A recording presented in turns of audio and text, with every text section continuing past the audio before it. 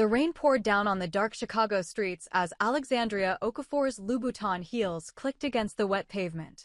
She'd just left another exhausting board meeting, her third this week, when she saw him, a man in tattered clothes kneeling beside a shivering child, wrapping the little girl in his only jacket despite the freezing November wind cutting through his thin shirt. The child's mother wept grateful tears as the beggar smiled, his face partially hidden under a worn baseball cap. Something about the gentle strength in his movements made Alexandria stop.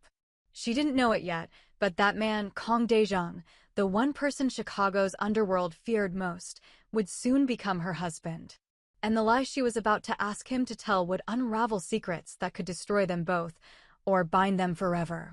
If you love intense romance, powerful women, and secrets that could shatter everything, you're in the right place. Hit that subscribe button and ring the bell so you don't miss a single moment of Alexandria and Daejong's dangerous love story. Drop a comment telling me, would you hire a stranger to solve your problems? Now, let's dive into this wild ride. Alexandria Okafor hadn't built Okafor Luxury Automotive from the ground up by being timid. At 32, she was the youngest Black woman CEO in the luxury car industry, a force of nature in Hermes scarves and custom suits. Her father had started the company in their garage in Bronzeville, and she'd transformed it into a $100 million empire. But right now, standing outside a soup kitchen on South State Street, watching the beggar who'd given away his jacket disappear into the night, Alexandria felt desperate in a way no boardroom battle had ever made her feel. Her phone buzzed. Another text from her mother. Alexandria, your Aunt Gozi is asking about your boyfriend again. You promised you'd bring him to the anniversary gala. Don't embarrass me in front of the entire Nigerian community. Your father's legacy deserves better than a daughter who can't even maintain a relationship. Alexandria's jaw clenched. The gala.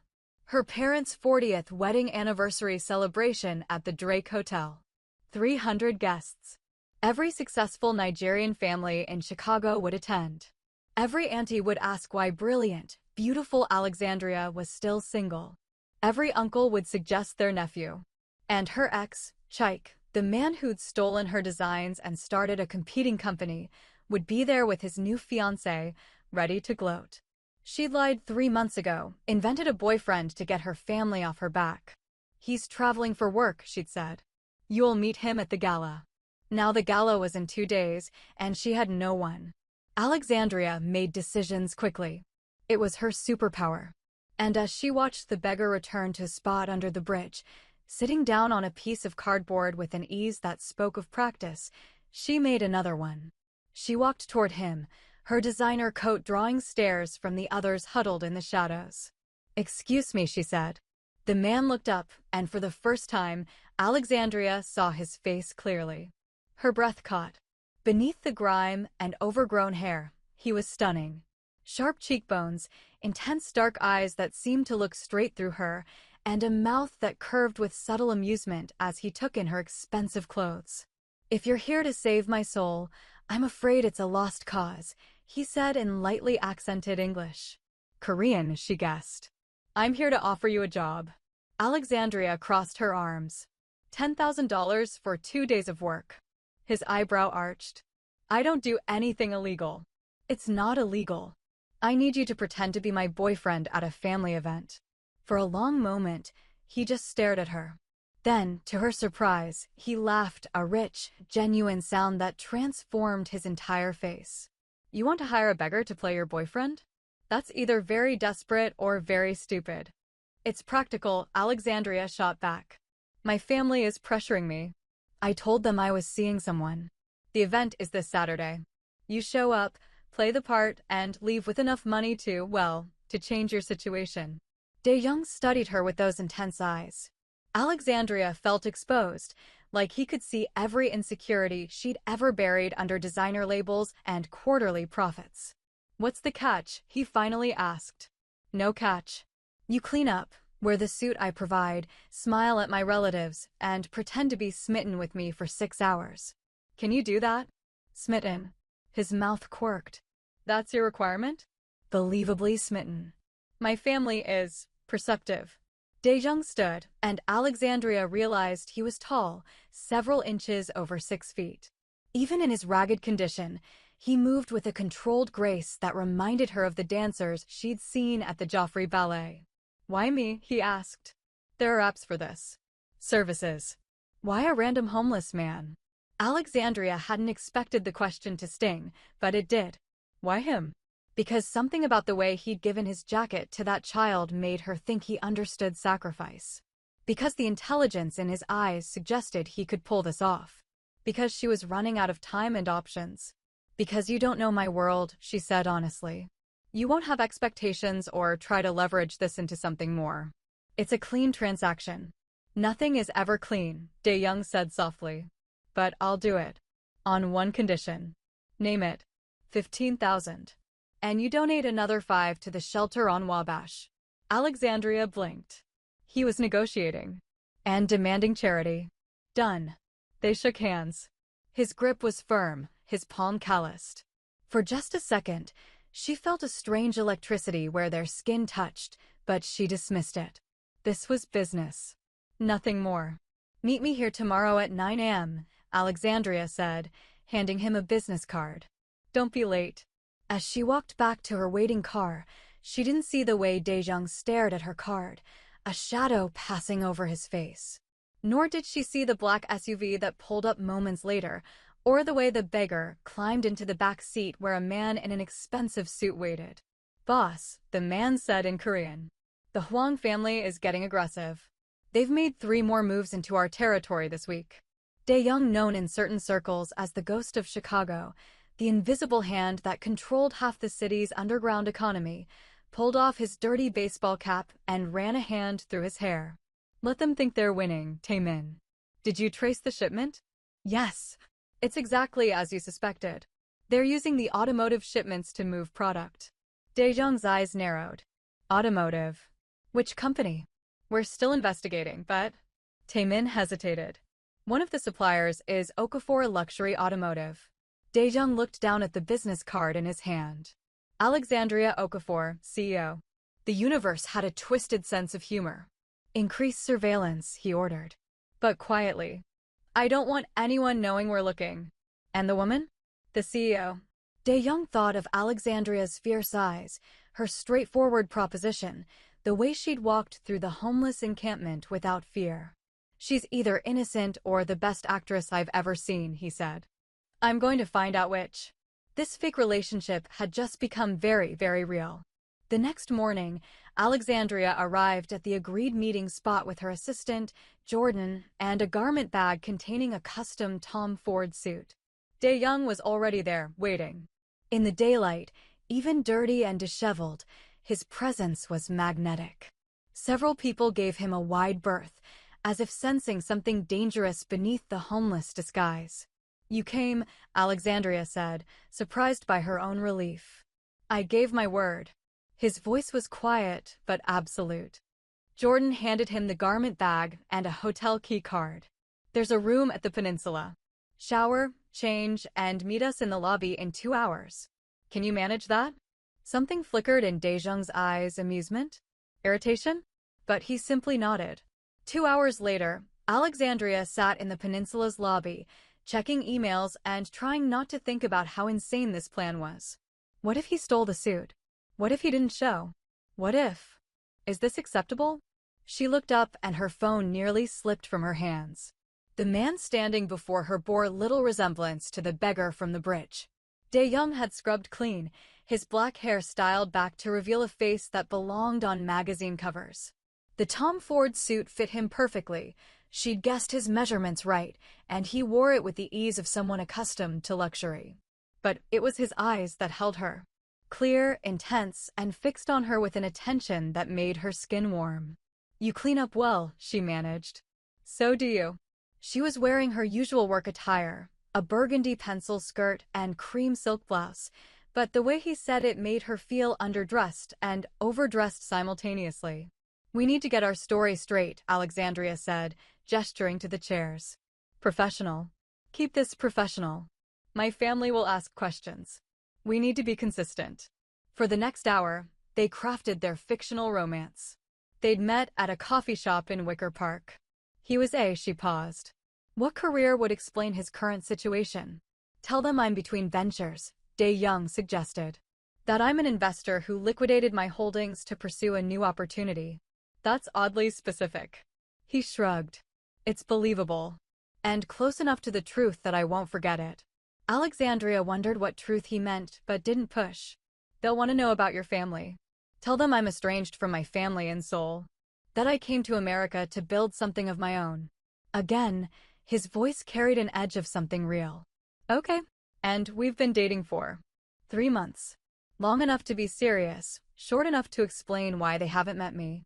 They continued building the story, and Alexandria found herself surprised by how quick he was, how easily he understood what details would satisfy her family's curiosity. He asked questions about her business, her parents, her life, and listened with complete focus. You're good at this, she said finally. At lying. At reading people. Dae-jung's smile was sad. It's a survival skill. That evening, Alexandria took him shopping on Michigan Avenue. He needed shoes, accessories, a coat. As they moved through Nordstrom, she noticed how salespeople responded to him, with respect, almost deference, despite knowing nothing about him. He carried himself like royalty. You've done this before, she observed as he selected a watch with practiced ease. Done what? Moved in wealthy circles. He met her eyes in the mirror. I told you. I'm between ventures. I wasn't always. He gestured vaguely. Homeless. Simplified. Alexandria wanted to ask more, but her phone rang. Her mother. She answered with practiced cheerfulness. Mom? Yes, everything's fine. Actually, Dae-young just got back into town. You'll meet him Saturday. She listened for a moment, then her expression tightened. Yes, I know Chaik will be there with Kemi. No, I don't care. I've moved on. When she hung up, Dae-jung was watching her with those too perceptive eyes. The ex, he asked. How did you? Your voice changed. And you said you'd moved on with a little too much emphasis. Alexandria sighed, surprised by her own urge to confide in this stranger. Chaik and I dated for 3 years. I thought we'd get married. Then I discovered he'd been stealing my designs, feeding them to a competitor. By the time I found out, he'd already left me for Kemi, the daughter of my biggest investor. He sounds stupid. Excuse me? Stealing from you, leaving you stupid. A smart man would have stayed and built an empire with you instead. The compliment, delivered so matter-of-factly, warmed something in Alexandria's chest that had been cold for a long time. Well, she said lightly, I built the empire anyway. Just without him. I don't doubt it. They finished shopping as the sun set, painting Chicago's skyline in golds and pinks. As they walked back to where her driver waited, Dae-young suddenly stopped. What is it? Alexandria asked. He was staring across the street at a sleek black sedan with tinted windows. For just a moment, his entire demeanor shifted, became harder, dangerous. Then he blinked and the beggar-turned-gentleman was back. Nothing, he said. Thought I saw someone I knew. But Alexandria noticed he positioned himself between her and the street as they walked, one hand hovering near her elbow in an almost protective gesture. Who are you really? She wondered. But she didn't ask. Couldn't ask. Because in 2 days, this would all be over, and he'd disappear back into his life while she returned to hers. It was better not to know. She had no idea how wrong she was. The Drake Hotel's grand ballroom glittered with crystal chandeliers and elegant ice sculptures. Alexandria's parents had spared no expense for their anniversary celebration. 300 guests mingled beneath gold and ivory decorations, a sea of expensive gowns and tailored suits. Alexandria stood in the hotel corridor, smoothing down her emerald green gown, a custom Prada that hugged her curves and made her dark skin glow. Beside her, Dae-young adjusted his cufflinks with steady hands. Ready? She asked. Are you? She looked at him, really looked. In his midnight blue suit, hair perfectly styled, he was devastating. But it was more than his looks. He exuded power, confidence, control. Nothing like the man she'd found under a bridge. Who are you? The question slipped out before she could stop it. Dae-jung met her eyes. Tonight, I'm your devoted boyfriend. Isn't that enough? It should have been. But Alexandria's instincts, the same ones that had built her company, screamed that there was so much more to this man. Before she could respond, the doors opened and her mother appeared, resplendent in gold and coral traditional Nigerian attire. Alexandria. Ngozi Okafor swept forward, then stopped short when she saw Dae-jung. Her eyes widened, traveling from his face to his clearly expensive suit. And this must be. Mom, this is Kang Dae-jung. Dae-jung, my mother, Ngozi Okafor. Dae-jung bowed slightly, a gesture of respect that was neither too much nor too little. Mrs. Okafor, it's an honor. Alexandria speaks of you constantly. Does she? Ngozi's shrewd eyes assessed him. And what is it you do, Mr. Kang? I'm an investor. Currently restructuring my portfolio for a new venture. How vague. But she smiled. Well, you're very handsome. Come, let me introduce you to everyone. As her mother led them into the ballroom, Alexandria whispered, she likes you. That was easy. The mother was never going to be the problem, Dae-jung murmured back. It's the aunties who will interrogate me. He was right. Within 15 minutes, they were surrounded by a circle of Nigerian women in spectacular geli headwraps and asoebi, all firing questions at Dae-jung with the precision of FBI agents. So you're Korean? How did you meet our Alexandria? Coffee shop in Wicker Park. She was arguing with someone on the phone about engine specifications, and I was fascinated. You understand cars? I understand passion. And your niece is very passionate about her work. The aunties tittered. Alexandria fought a smile. What are your intentions toward our girl? Dae-jung's hand found Alexandria's, his fingers intertwining with hers. The gesture felt natural, easy, and sent electricity up her arm. My intentions, he said quietly, are to support her in every way she'll let me. Alexandria is extraordinary. I'm just trying to keep up. The sincerity in his voice made Alexandria's breath catch. He's acting, she reminded herself. But it felt so real. Well, Aunt Ngozi declared, he's much better than that Chaik. That boy had no substance. As if summoned by his name, Chaik appeared with Kemi on his arm. He was handsome in that conventional way, tall, broad-shouldered, with the easy smile of someone who'd never truly struggled. Kemi was model-thin and draped in diamonds. Alexandria, Chaik said with false warmth. Good to see you. Chaik. Kemi. Alexandria's voice was cool. Chaik's eyes slid to Dae-jung, and something flickered across his face, surprise, then assessment, then barely concealed jealousy. And who's this? Kang Dae-jung, Dae-jung said, not offering his hand. Alexandria's boyfriend. Really? Chaik's smile turned sharp. Funny, I've never heard her mention you. Well, you've been gone for over a year, Alexandria said sweetly. A lot has changed. Clearly. Chaik looked Dae-jung up and down. What do you do, Kang? I invest. In what? Opportunities. The vagueness clearly frustrated Chaik. You know, Alexandria, I'm surprised you'd date someone without a stable career. That's not usually your style. Before Alexandria could respond, Dae-jung stepped closer to her, his arm sliding around her waist in a possessive gesture that made her pulse race. Alexandria's style, he said quietly, is none of your concern anymore. Is it? The threat beneath the polite words was unmistakable. Chaik's smile faltered. Of course not. I was just leaving, Dae-jung finished. I believe they're about to start dinner. Dismissed, Chaik had no choice but to retreat with Kemi, who looked back at Dae-jung with obvious interest. Once they were gone, Alexandria exhaled. That was, thank you. He's an idiot, Dae-jung said flatly. And a coward. Real men don't steal. They build. Speaking from experience? His eyes met hers, suddenly intense. Always. Dinner was an elaborate affair, jollof rice, egusi soup, pepper soup, alongside American classics. Alexandria's father, Obi Okafor, held court at the head table, telling stories of his journey from Nigeria to Chicago, building his little automotive shop into something more.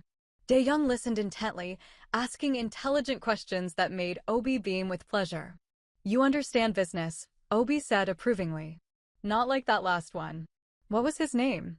We don't mention him, Daddy, Alexandria said quickly. Good riddance. This one has a brain. Obi leaned toward Dae-young.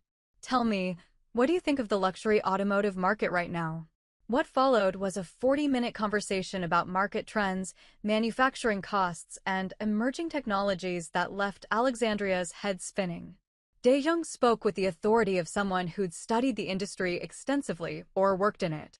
How do you know all this? She whispered when her father was distracted by another guest. I read, Dae-young said simply. But there was something evasive in his tone. After dinner, there was dancing. Traditional Nigerian music filled the ballroom, and Alexandria's relatives pulled them onto the floor. Dae-young moved with surprising rhythm, learning the steps quickly, laughing when he got them wrong. Alexandria found herself genuinely enjoying herself. He was charming, attentive, and made her feel like the only woman in the room despite being surrounded by hundreds. When the music shifted to something slow, he pulled her close, one hand on her waist, the other cradling her fingers. You're a good actress, he murmured. What do you mean? You almost look like you actually like me. Maybe I do, she admitted. You're not what I expected. What did you expect? Someone more, desperate. Someone grateful for the money. His laugh was low, intimate. Oh, I'm grateful. Just not for the reasons you think. What does that mean? But before he could answer, the lights suddenly went out. The ballroom plunged into darkness. Screams erupted. Alexandria felt Dae-young's grip on her tighten, pulling her against his chest in one swift movement. Stay close to me, he breathed in her ear. Don't move. His voice had completely changed to harder, commanding. This wasn't the polite boyfriend or the humble beggar. This was someone else entirely. Emergency lights flickered on, casting eerie shadows. Someone shouted about the fire exit. People began pushing toward the doors in confusion. And then Alexandria saw them, 3 men in dark suits, moving purposefully through the crowd. Not panicking like everyone else. Searching. Dae-young saw them too. His body went rigid. We need to go, he said urgently. Now. What? Why? What's happening? Trust me, Alexandria. Please. She looked up at his face and saw something that made her decision instant fear. Not for himself, but for her. This way, she said, grabbing his hand and pulling him toward the kitchen entrance. Years of events at this hotel meant she knew every exit. They slipped through the service corridors as chaos erupted behind them. Alexandria's heart pounded. She heard shouting in a language she didn't recognize. Korean, maybe? Keep moving, Dae-young urged. They burst out into the cold night air of the back alley just as a black SUV screeched to a halt in front of them. Alexandria's scream died in her throat as the door opened and a man in a suit stepped out. Boss, the man said in Korean. We need to go. They found you. Boss? Dae-young responded in rapid Korean, then turned to Alexandria. His face was anguished. I can explain, he started. Explain what? Who are these people? What's happening? Boss, we don't have time, the man pressed. Dae-young made a decision. Get in the car, Alexandria. What? No. They're looking for me, which means anyone with me is in danger. I can protect you, but you need to get in the car right now. More shouts from inside the hotel. The men in suits were getting closer. Alexandria looked at Dae-young, really looked at him. At the authority in his stance, the way the other man called him boss, the expensive SUV that had appeared out of nowhere. Every instinct screamed danger. But underneath that, something else whispered, trust him. She got in the car. Okay, can we just pause for a second? Who asked Dae-young really, and what has Alexandria just gotten herself into? If you're as hooked as I am, make sure you're subscribed because this story is about to get wild. Drop a comment, Team Runaway or Team Trust Him. Now, let's see what happens next. The SUV raced through Chicago's streets, taking turns so sharp that Alexandria had to grip the handle to stay upright. Dae-young sat beside her, speaking rapid-fire Korean into his phone while the driver navigated with professional precision. When he finally hung up, Alexandria turned to face him. Start talking, she demanded. Right now. Dae-young looked at her, and she saw him weighing his options. Finally, he sighed. My name is Dae-young. That part was true. What wasn't true was the homeless part. Obviously. I'm the head of the Kong family. We control significant portions of Chicago's underground economy, gambling, loans, protection services, and legitimate businesses used to clean the money. My father built the organization from nothing when he came from Seoul 30 years ago. When he died 5 years ago, I took over. Alexandria's world tilted. You're a criminal. I'm a businessman who operates in gray areas, he corrected. There are rules, honor. We don't hurt innocents, don't deal in things that destroy communities. But yes, by the letter of the law, I'm a criminal. And the Beggar Act?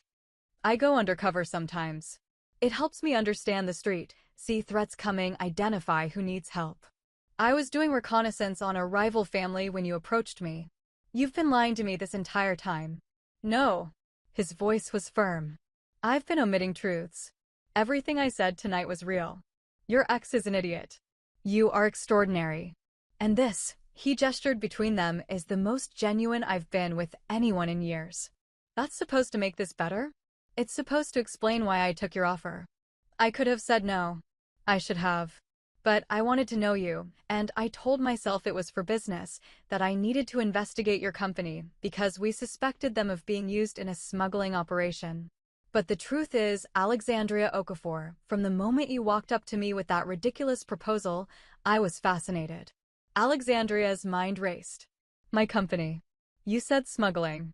What are you talking about? Dae-Young hesitated, then pulled out a tablet. He brought up photos, shipping manifests, warehouse images, containers marked with her company's logo. Someone is using Okafor luxury automotive supply chain to move illegal goods. High-end pharmaceuticals, weapons components, potentially more. We've been tracking a rival organization, the Huang family, for months, and the trail leads to your shipments. That's impossible. I oversee every. Alexandria stopped. Wait. 3 months ago, we brought on a new logistics partner. They were recommended by... By whom? Her stomach dropped. By Chike. He said it was a peace offering, that his new company used them, and they were excellent. Dae-Jung's expression darkened. Your ex is either involved or being used. Either way, you're in danger. And those men at the hotel? Huang family soldiers. They've been trying to identify me for years. I'm careful, I change appearances, I stay anonymous. But someone must have leaked my location. The SUV pulled into an underground garage beneath a gleaming high-rise. They exited and took a private elevator up, the driver and another security guard flanking them. The penthouse they entered was stunning, floor-to-ceiling windows overlooking Lake Michigan, modern furniture in blacks and grays, and subtle Asian artwork on the walls. But Alexandria barely noticed the decor. She was too busy processing the fact that she'd hired a mafia boss as her fake boyfriend. I need to think, she said, pulling away from Dae-Jung's steadying hand. This is insane. You're a criminal. My company's being used for smuggling. Men with guns crashed my parents' anniversary party. We don't know if they had guns. Don't, she snapped. Don't minimize this. I hired you for a simple job. Now I'm in some kind of mafia safe house because a rival gang is after you. You're right, Dae-Young said quietly. You're absolutely right. I should have walked away the moment you approached me. But I didn't, and now you're involved. So here's what's going to happen. You're going to stay here tonight where it's safe. Tomorrow, my people will escort you home, and we'll quietly clean up the smuggling operation using your company. You'll never see me again. This will all be a strange story you tell yourself. Just like that. Just like that.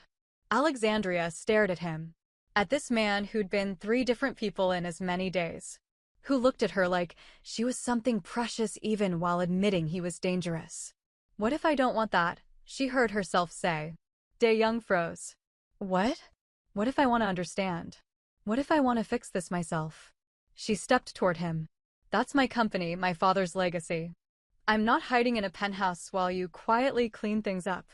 I'm going to find out who's using my business for crime, and I'm going to end it. Alexandria, these aren't boardroom competitors.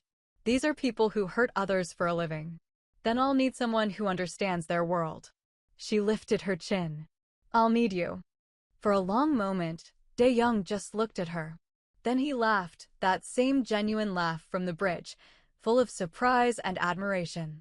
You're either the bravest woman I've ever met, or the most reckless? Can't I be both? His smile faded into something more serious. He crossed to her, stopping close enough that she could see the flecks of gold in his dark eyes. If you do this, there's no going back. You'll see things, learn things about how this city really works. It will change you. I'm already changed, Alexandria said. The moment I got in that car, my old life ended. So we might as well make it count. Dae-young reached out slowly, giving her time to pull away, and cupped her face in his hands. His touch was gentle, reverent. I should send you away, he murmured. Every smart instinct I have says to get you out of this. What do your other instincts say? That you're mine to protect. That I'd burn this entire city down before I let anyone hurt you. That I've been pretending for so long I'd forgotten what real felt like until you. Alexandria's breath caught. Dae-young. Stay tonight, he said. Not because you have to. Because you want to. Tomorrow, if you still want to fight this fight, we'll do it together. But tonight, let me keep you safe. She should say no. Should demand he take her home. Should run from this dangerous, impossible situation. Instead, she nodded. Alexandria woke to sunlight streaming through floor-to-ceiling windows and the smell of coffee. For a moment, she didn't remember where she was. Then it all came flooding back, the gala, the escape, Dae-young's revelations. She was in a mafia boss's guest room.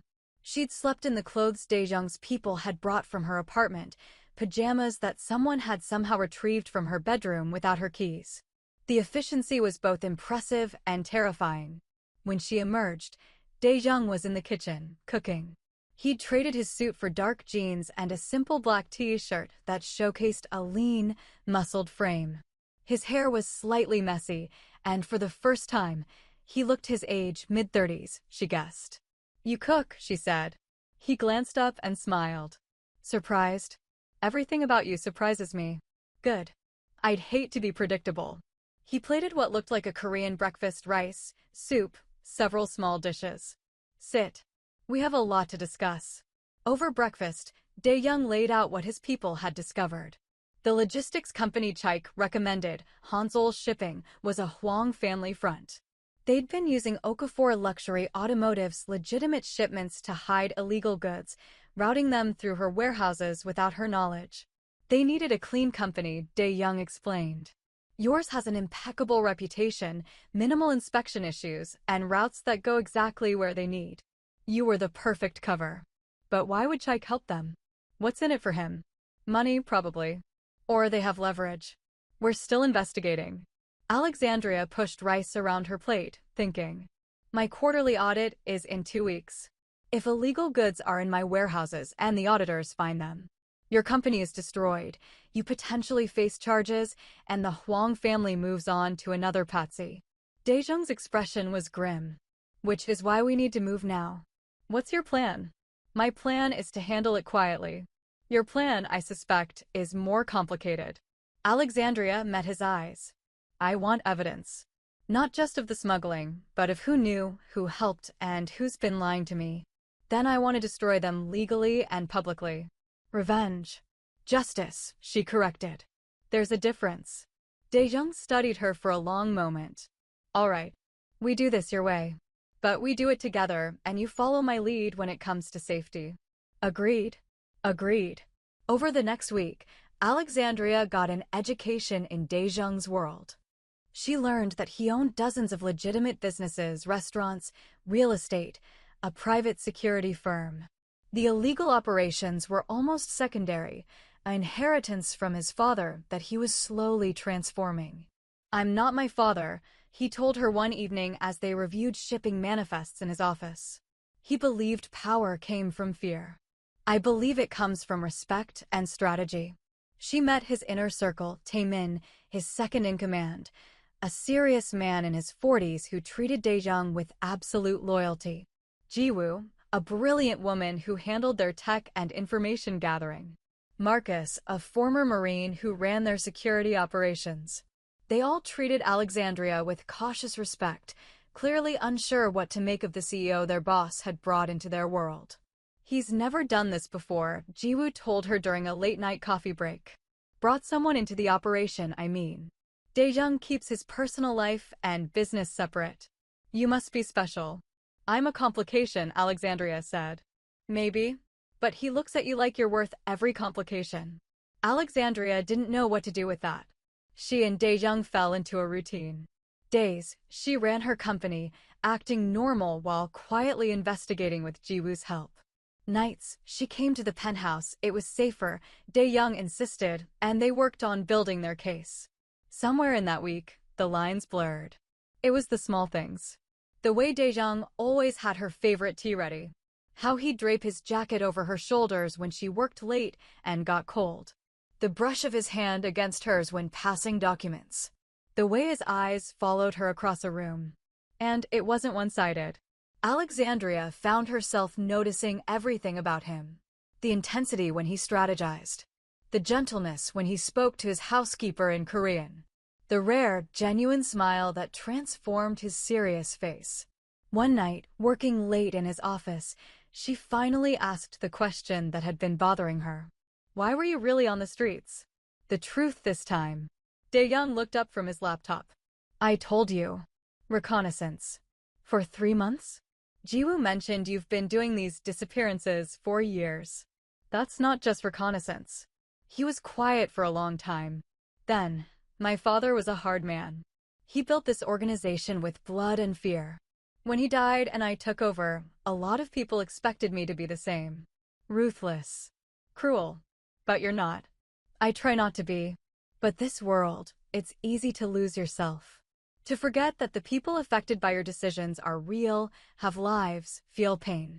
So sometimes, I strip away everything, the power, the money, the name, and I live as someone with nothing. It reminds me what matters. Keeps me human.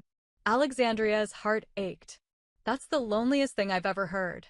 Maybe, but it's necessary. She stood and crossed to where he sat. Without overthinking it, she wrapped her arms around him from behind, resting her cheek against his shoulder. You're not alone anymore, she said softly. You know that, right? Dae-jung's hand came up to cover hers. Alexandria. I know this started as a transaction. I know it's complicated and probably stupid. But somewhere in this insane week, you became real to me. Not the beggar, not the CEO, not the mafia boss. Just Dae-jung. He turned in her embrace, his hands framing her face. You scare me, he admitted. I've faced down rivals, negotiated with dangerous people, rebuilt an entire organization. But you make me want things I have no right to want. Like what? Like a normal life. Like mornings and coffee and someone who knows all my terrible secrets and stays anyway. Like you. Alexandria's pulse hammered. What if I want that too? Then we're both fools. So be it. He kissed her then, and it was nothing like she'd imagined. It was gentle and fierce, tender and desperate. His hands tangled in her hair while hers gripped his shirt, pulling him closer. When they finally broke apart, both breathing hard, Dae-jung rested his forehead against hers. This is dangerous, he murmured. Everything about you is dangerous. I'm serious, Alexandria. If we do this, really do this, you become a target. Everyone who wants to hurt me will see you as a weakness. Then we make sure they fail. She pulled back to look him in the eyes. I'm not some delicate flower, Dae-jung. I built a company in an industry that didn't want me. I survived betrayal and sabotage. I can handle whatever comes. His smile was proud and sad at once. I know you can. That's what terrifies me. 3 days later, they had everything they needed. Jiwoo had traced the money trail from Hanseol's shipping directly to accounts controlled by Chaik's new company. More damning, they'd found communications showing he'd actively helped the Hwang family identify which of Alexandria's shipments to use. He sold you out for $2 million, Dae-jung said, disgusted. Not even a lot of money in the grand scheme of things. Alexandria stared at the evidence on the screen. She'd loved Chaik once, or thought she had. Seeing proof of his betrayal should have hurt more. Instead, she just felt cold rage. We need to get him on record, she said. Admitting it. Otherwise, he'll claim the documents are forged. I can arrange that, Taemin said. We wire you up, you meet with him, get him talking. No, Dae-jung said immediately. Too dangerous.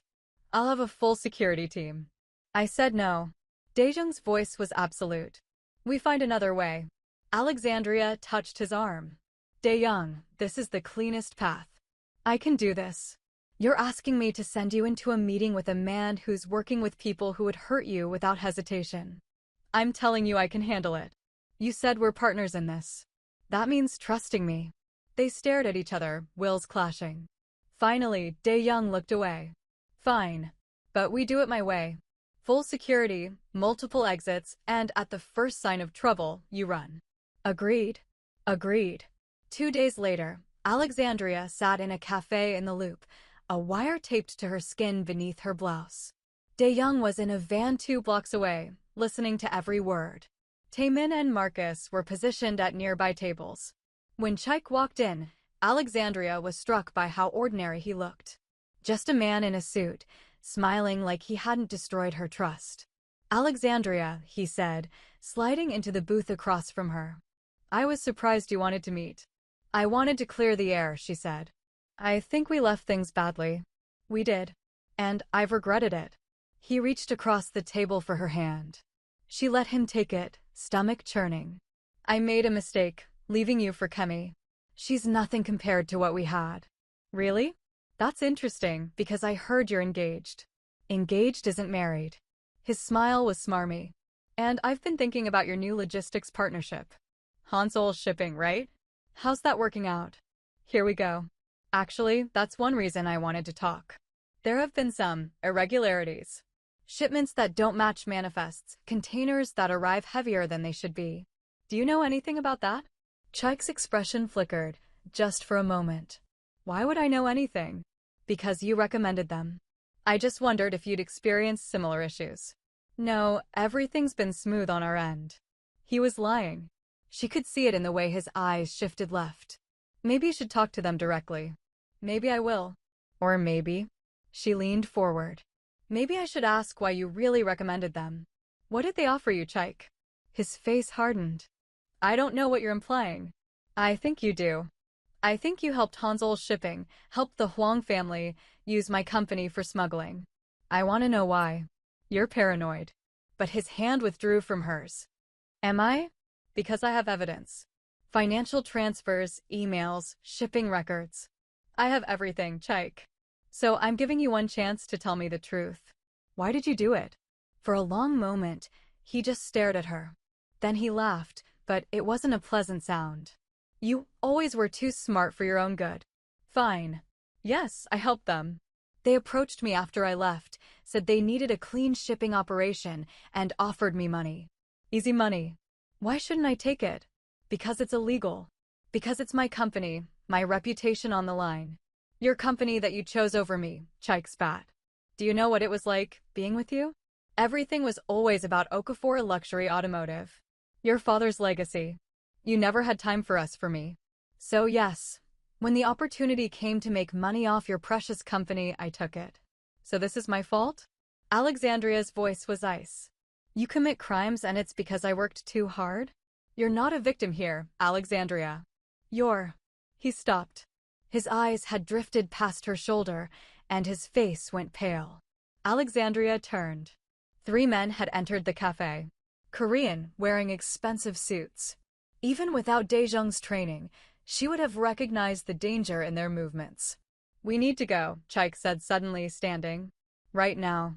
What? Why? Because I lied about one thing. The Huang family? They don't just use your company. They're planning to take it. And they sent me here to keep you busy while they made their move. Alexandria's blood froze. What move? Your warehouse. The main one.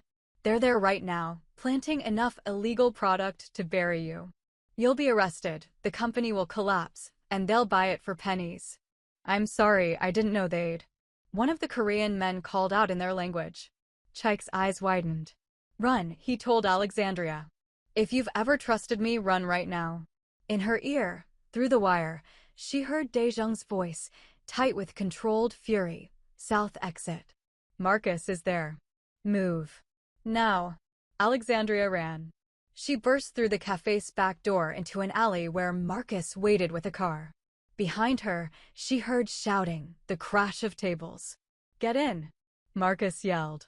She dove into the back seat just as Taemin appeared from the cafe, supporting a bleeding Chaik. He got in the way, Taemin said grimly. Took a hit meant for her. They sped away, tires screeching. Alexandria pressed her hand to Chaik's side where blood seeped through his shirt. Stay with me, she urged. We'll get you to a hospital. Warehouse, Chaik gasped. You have to stop them. If they succeed, we will. Just stay awake. The car raced through Chicago and Alexandria's phone buzzed. Dae-young. Are you hurt? His voice was tight. I'm fine. Chaik's injured. We're going to. I know. Marcus is taking you to our doctor. I'm already heading to the warehouse. Dae-young, wait for backup, don't. They threatened you. They're destroying your father's legacy. I'm not waiting. The line went dead. Terror flooded Alexandria. Marcus, change of plans. Take me to the warehouse. Boss said. I don't care what he said. That's my company and he's not facing the Huang family alone. Drive. Now. Marcus met her eyes in the rearview mirror and must have seen something that convinced him, because he spun the wheel, changing direction. Alexandria held Chaik's hand as they raced toward a confrontation that would either save everything or destroy it all. The warehouse district was dark and industrial, filled with shipping containers and the smell of Lake Michigan. Alexandria's main facility loomed ahead, lights blazing despite the late hour. Stay in the car, Marcus ordered as they pulled up. I'll assess. Alexandria was already out, running toward the building. Behind her, Marcus cursed and followed. Inside, chaos reigned. Shipping containers had been forced open, their contents spilled. Men in dark clothes worked quickly, loading packages into Okafor-branded boxes. And in the center of it all stood two figures, Dae-young and a man Alexandria didn't recognize, circling each other like predators. Kong Dae-young, the stranger said in accented English. The ghost finally shows his face. Huang Jin-soo, Dae-young replied. You should have stayed in your territory. There is no territory anymore. Only opportunity. And this company, he gestured around, is a golden opportunity. The company belongs to someone under my protection. You're done here. Huang laughed. Your protection? Since when does the ghost protect anyone but himself? Unless. His eyes sharpened. Unless she's more than just business. Last warning. Leave. Now. Or what? You'll fight all my men? You may be good, Kong, but you're not that good. Dae-young smiled, and it was terrifying. Want to test that theory? That's when Alexandria stepped forward. Actually, you're all trespassing. This is private property, and I've already called the police. Every head turned toward her.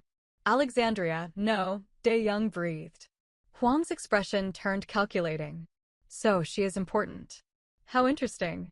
He snapped his fingers and two of his men moved toward her. Dae-young moved faster. What happened next was like watching a choreographed dance. Dae-young intercepted the first man with a strike to the solar plexus that dropped him instantly. The second he disarmed with a twist of the wrist that Alexandria barely saw, sending the gun skittering across the floor. But there were more men. So many more. Marcus! Alexandria shouted. Her protector was already moving, taking on two men at once with brutal efficiency. More of Dae-young's people poured in from other entrances. They'd been waiting, Alexandria realized. This was a trap, but not the kind Huang had expected. In minutes, it was over. Huang's men were subdued, and the man himself stood with Dae-young's gun pressed to his temple. You have a choice, Dae-young said coldly. Leave Chicago. Tonight. Take your operations and go. Or I end this permanently. You won't kill me, Huang spat. You don't have the stomach for it. Everyone knows the ghost has gone soft. You're right. Dae-young lowered the gun. I won't kill you. But I don't have to. He gestured, and Ji-woo appeared with a laptop, turning it to show Huang the screen. The man's face went ashen. That's every illegal operation you run. Every bribe you've paid. Every crime you've committed. All documented, packaged, and ready to send to the FBI, the Chicago PD, and the Korean National Police. You'll be finished in 3 countries. You're bluffing. Try me. Sirens wailed in the distance. Getting closer. The authorities are already coming, Alexandria said, stepping up beside Dae-young. But they're coming for the illegal goods you planted in my warehouse. Goods that conveniently have your fingerprints all over them, thanks to Jiwoo's careful documentation. So you can either run now and leave the city, or stay and explain to the police why you're here. Huang's jaw worked. He looked between Dae-young and Alexandria, then at his subdued men. This isn't over, he snarled. Yes, Dae-young said quietly. It is. Because if you ever threaten her again, if you ever even think her name, I won't be civilized. I'll do what my father would have done, and believe me, you don't want that. The threat hung in the air, absolute and terrifying. Huang made his choice. He nodded to his men, and they retreated, disappearing into the night just as the police lights became visible. We need to go too, Taemin said urgently. But Alexandria shook her head. No. I stay. This is my warehouse, my company. I'll talk to the police, show them what was planted, explain that we discovered it during a routine check. You all need to disappear before they start asking questions. Dae-jung grabbed her hand. Alexandria. I've got this. Trust me. For a long moment, they just looked at each other. Then Dae-jung pulled her close, kissing her hard and desperate. Be careful, he whispered against her lips. I'll be watching. Then he was gone, melting into the shadows with his people like he'd never been there at all. When the police arrived, they found Alexandria Okafor, CEO, standing in her warehouse surrounded by illegal goods, with a perfectly plausible story about discovering the smuggling operation and immediately calling authorities. She was, after all, very good at her job. The fallout took weeks to settle. Chaik survived his injuries and, facing overwhelming evidence of his involvement in the smuggling operation, turned state's witness. He gave up everything he knew about Hansol's shipping and the Huang family's operations in exchange for a reduced sentence. Alexandria's company was cleared of wrongdoing. In fact, her proactive discovery and reporting of the smuggling made her a minor celebrity, the CEO who'd protected her father's legacy and helped bust a major criminal operation. The Huang family fled Chicago. Rumor had it they'd returned to Seoul, broken and humiliated. And Alexandria hadn't seen Dae-young in 17 days. Oh, she knew he was watching. She'd catch glimpses of his security team. Find little signs, her favorite tea in her office when she knew she hadn't ordered it, a coat draped over her chair when she worked late. Once, she'd found a note in his handwriting, "Stay safe. Please." But he didn't come to her. He's protecting you, Jiwoo explained when Alexandria finally cornered her at a coffee shop. The FBI is investigating the smuggling case. If they connect you to Dae-jung, it could ruin everything you've built. I don't care. But he does. He cares about you enough to stay away. That's the stupidest logic I've ever heard. Jiwoo smiled sadly. It's how he loves. By protecting, even from himself. That night, Alexandria made a decision. She drove to the penthouse. She still had the key code he'd given her. Let herself in. And waited. Dae-jung came home just after midnight. He froze when he saw her standing by the windows, silhouetted against the Chicago skyline. Alexandria. Her name was a prayer and a curse. You shouldn't be here. Where else would I be? Living your life. Running your company. Being safe. I am safe. The investigation cleared me. The smugglers are gone. Everything is fine. For now. But my world. Stop. She crossed to him. Just stop. I know your world is dangerous. I know being with you comes with risks. I know all of it, Dae-young. And I'm here anyway. Why? His voice broke. Why would you choose this? Choose me. Because somewhere between hiring you as a fake boyfriend and watching you face down a rival gang in my warehouse, I fell in love with you. The beggar who gave his coat to a child. The boyfriend who charmed my mother. The boss who protects his people. The man who goes undercover as homeless to remember his humanity. All of you. I'm dangerous. You're also kind. I've done terrible things. You're trying to be better. People will target you because of me. Then we'll face them together. Dae-young stared at her, and she watched the war play out across his face, want and fear, hope and resignation. I can't give you a normal life, he said finally. There will always be secrets, always be danger. You deserve better. I deserve to choose. And I choose you. Alexandria. Do you love me? Silence. Then, yes. God help me, yes. Then that's all that matters. We'll figure out the rest. He closed the distance between them in 2 strides, cupping her face in his hands like she was something precious and fragile. If we do this, we do it right, he said fiercely. Not fake, not pretend. Real. You and me. Real, she agreed. I'll probably drive you crazy. I'm controlling and overprotective, and I'll want to know where you are every moment. I'm stubborn and workaholic, and I'll fight you on everything. Perfect. He smiled, that real smile she loved. We'll be a disaster. The best kind. He kissed her then, and it felt like coming home and setting sail simultaneously. When they broke apart, Alexandria was breathless.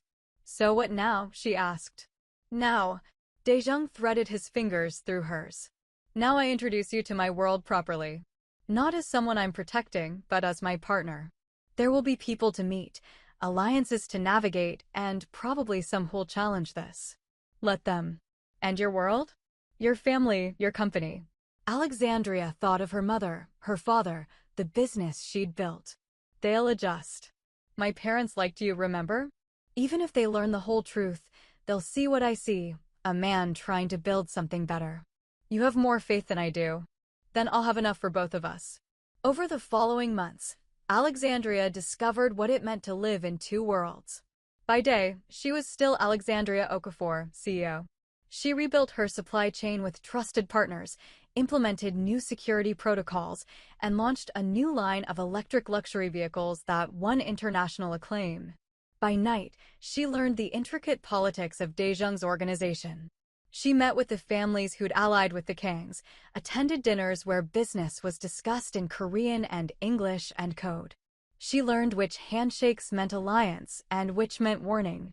And slowly, she helped Daejung transform his empire.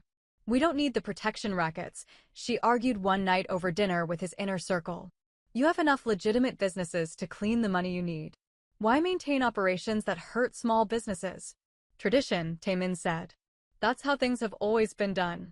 Then change tradition. She looked at Daejung. You said you're not your father. Prove it. He did. Over 6 months, the Kang family quietly exited several illegal operations, investing instead in legitimate businesses. There was pushback, some of the old guard left, some allies questioned the changes. But Daejung held firm, with Alexandria at his side. You're making me soft, he told her one night, both of them exhausted from a particularly difficult negotiation. I'm making you better, she corrected. There's a difference. The proposal came on a random Tuesday. They were in the penthouse, reviewing contracts, hers for a new manufacturing plant, his for a restaurant acquisition. Domestic and ordinary, except for the armed guards downstairs and the fact that half the documents were in code. Marry me, Daejung said suddenly. Alexandria looked up from her laptop. What? Marry me. For real this time, not as a fake boyfriend at a gala. Marry me because I can't imagine my life without you. Because you make me want to be the man you see when you look at me. Because I love you. Her heart hammered. Daejung. I know it's complicated. I know I'm asking you to tie yourself to someone with a dangerous past and uncertain future. But I'm also promising to spend every day earning the gift of your love. To protect you, support you, challenge you. To build an empire with you, not just mine or yours, but ours. Alexandria thought of everything they'd been through. The fake relationship that became real. The danger and the drama. The way he'd risked everything to protect her company. The way she'd walked into his world without hesitation. Yes, she said. His eyes widened. Yes, yes, I'll marry you. But on one condition. Anything. We do it my way. Big wedding, all our families, your world and mine mixing together. No hiding, no secrets. If we're doing this, we're doing it loud and proud. Daejung laughed, bright and joyous. That's the most dangerous thing you've ever suggested. Good. I'd hate for married life to be boring. He pulled her into his lap, kissing her thoroughly. Boring is the one thing we'll never be. The wedding planning was, as expected, chaos. Alexandria's mother had opinions about everything, the venue, the flowers, the guest list. Dae-young's people had concerns about security and protocol. And navigating the guest list when half the invitees were legitimate business people and the other half were connected to less legal enterprises required diplomatic skills that made UN negotiations look simple. "We can't seat the Kim family near the police commissioner," Ji-woo said, studying the seating chart with military precision. "Why not? They run a restaurant chain," Alexandria said. "And a gambling operation. The commissioner's been trying to prove it for years. So seat them on opposite sides of the room. This isn't that complicated." Dae-young, wisely, stayed out of most planning. His contribution was simple: "I just need you there. Everything else is details." But he did insist on one thing: meeting Alexandria's parents properly, telling them the truth about who he was. "Are you sure?" Alexandria asked. "We could just let them think you're a regular investor. I won't start our marriage with your family believing a lie. They deserve to know who you're choosing." So on a sunny Saturday, they drove to Bronzeville to have dinner with Obi and Ngozi Okafor. Alexandria's childhood home was warm and filled with the smell of her mother's cooking.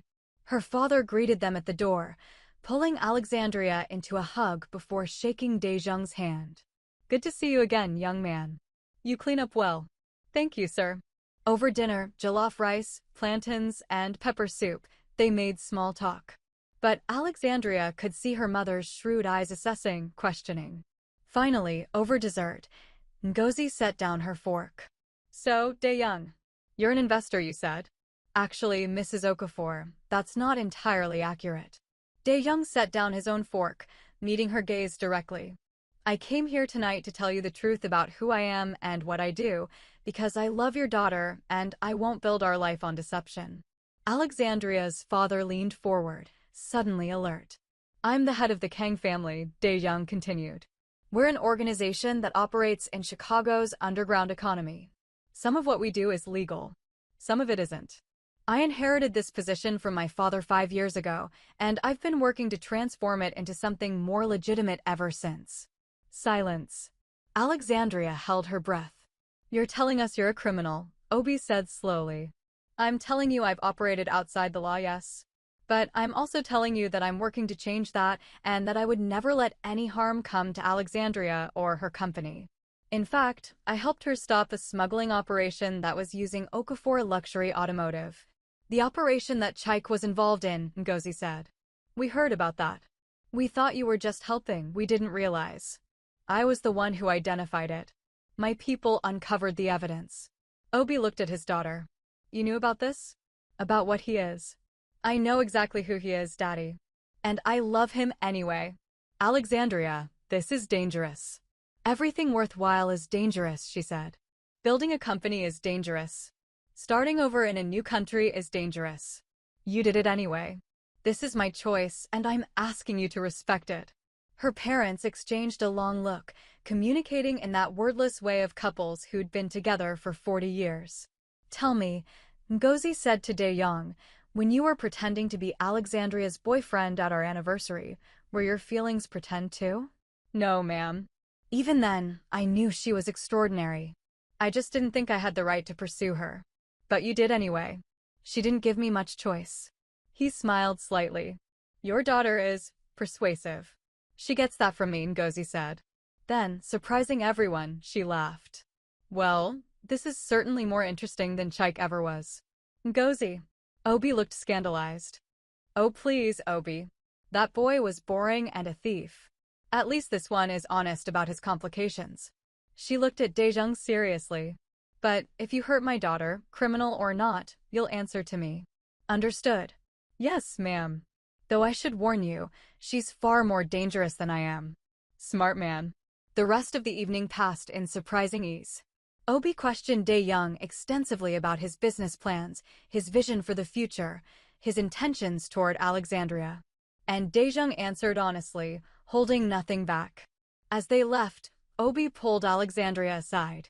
"Are you sure about this, honey?" "More sure than I've been about anything except the company." He studied her face, then nodded. "Then we'll support you. But Alexandria, be careful. Love is wonderful, but it's not always enough." "I know, Daddy. But it's a start." The wedding took place on a perfect June day at the Chicago Botanic Garden. 300 guests, Nigerian families, Korean families, business associates, both legitimate and otherwise, gathered under white tents decorated with orchids and roses. Alexandria wore a custom gown that incorporated both Korean and Nigerian design elements, white silk with intricate embroidery, and a traditional geli head wrap in gold and cream. Daejung wore a tuxedo with subtle Korean details in the embroidery, and when Alexandria walked down the aisle on her father's arm, the look on his face made her heart soar. The ceremony blended traditions from both cultures. They bowed to honor Daejung's ancestors, and they jumped the broom to honor Alexandria's heritage. They exchanged vows in English and Korean, promises that rang with sincerity. "I promise to stand beside you," Alexandria said, "in boardrooms and back alleys, in light and shadow. Your world is my world now." "I promise to honor you," Daejung replied, "to protect what you've built while helping you build more. Your dreams are my dreams now." When they kissed, the applause was thunderous. At the reception, the two worlds mixed in ways that were both hilarious and heartwarming. Alexandria's aunties interrogated Daejung's associates about their intentions and relationship status. Korean elders taught Nigerian uncles drinking games. Children from both families chased each other through the gardens, their laughter universal. During their first dance, Daejung pulled Alexandria close. "Regrets yet?" he murmured. "Not even a little. You. Only that I didn't find you sooner. We found each other at exactly the right time. Any sooner and we wouldn't have been ready." Wise words from Mrs. Kong. "I'm keeping Okafor professionally," she reminded him. "I know. I wouldn't expect anything else." As they swayed to the music, surrounded by everyone they loved, Alexandria felt a peace she hadn't known she was searching for. This was what she'd been missing, not just love, but partnership. Someone who challenged her, protected her, and stood beside her as an equal. "What are you thinking?" Daejung asked, reading her expression. "That this is the most insane, beautiful, complicated thing I've ever done. Marrying me? Choosing you. Choosing us. Choosing to build a life that doesn't fit into neat categories or simple explanations. Second thoughts. Not a single one. You're mine now, Kong Daejung. For better or worse. Usually worse with me. Good. I'd hate for things to be boring." He laughed, spinning her in a move that was both elegant and playful. "Boring is the one thing we'll never be." 1 year later, Alexandria stood in front of a wall of windows in the office building she and Daejung had just purchased together. Below, Chicago sprawled in all its messy, beautiful glory. Okafor Luxury Automotive had just landed a contract with a major European distributor. The Kang family had exited the last of its illegal operations, transforming into a legitimate investment firm. And Alexandria and Daejung's joint venture, a foundation supporting small businesses in underserved communities, had just awarded its first round of grants. "You're thinking too loud," Daejung said, coming up behind her and wrapping his arms around her waist. She leaned back against him, savoring his warmth. "Just thinking about how far we've come. From a fake relationship to real empire builders. It's quite a journey. Do you miss it? The danger, the underground world." He was quiet for a moment, considering. "Sometimes I miss the simplicity of it. The clear rules, the defined roles. But what we're building now is more meaningful. Harder, but better. No regrets. Only one." Alexandria turned in his arms, concerned. "What?" "That I didn't take your proposition more seriously from the start. I wasted time pretending I was only interested in you for business reasons. We found our way here eventually." "We did." He kissed her softly. "And I'd do it all again, the danger, the chaos, all of it, if it meant ending up here with you." "Careful. You're getting soft." "Only for you." Alexandria's phone buzzed. She glanced at it and smiled. "Your mother wants to know when we're giving her grandchildren." Daejung groaned. "She asked you?" "She's been hinting at me for months." "What did you tell her?" "That we'd talk about it when we were ready." "What do you want to tell her?" Alexandria looked out at the city, thinking about the future they were building. A future that was complicated and unconventional, but entirely theirs. "Tell her we're working on it," she said finally. "But in our own time, our own way." like everything else. Exactly. As the sun set over Chicago, painting the sky in golds and purples, Alexandria Okafor stood with her husband and thought about the strange journey that had brought them here. A journey that started with a desperate lie, a fake relationship with a beggar who is secretly a king. She'd hired him to solve a problem, and instead, he'd become her solution to everything. Her partner, her love, her equal. What are you smiling about? Dae-young asked. Just thinking about how I hired you for $10,000 and 2 days of work and ended up with a lifetime. Best investment you ever made? Second best, she corrected. The best was choosing to get in that car the night of the gala. That's when everything changed. For me too. They stood together as darkness fell, two people from different worlds who'd built a third world entirely their own. It wasn't perfect. It wasn't simple. But it was real, and it was theirs. And that was more than enough. It was everything. And that's the end of Alexandria and Dae-jung's story. From a fake relationship to real love, from separate empires to building something beautiful together. If you love this journey, smash that like button, subscribe for more dramatic romance stories, and comment below. Would you take a chance on someone from a completely different world? What story should I tell next? Thanks for watching, and remember, the best love stories are the ones we choose for ourselves, not the ones others expect from us. See you in the next one.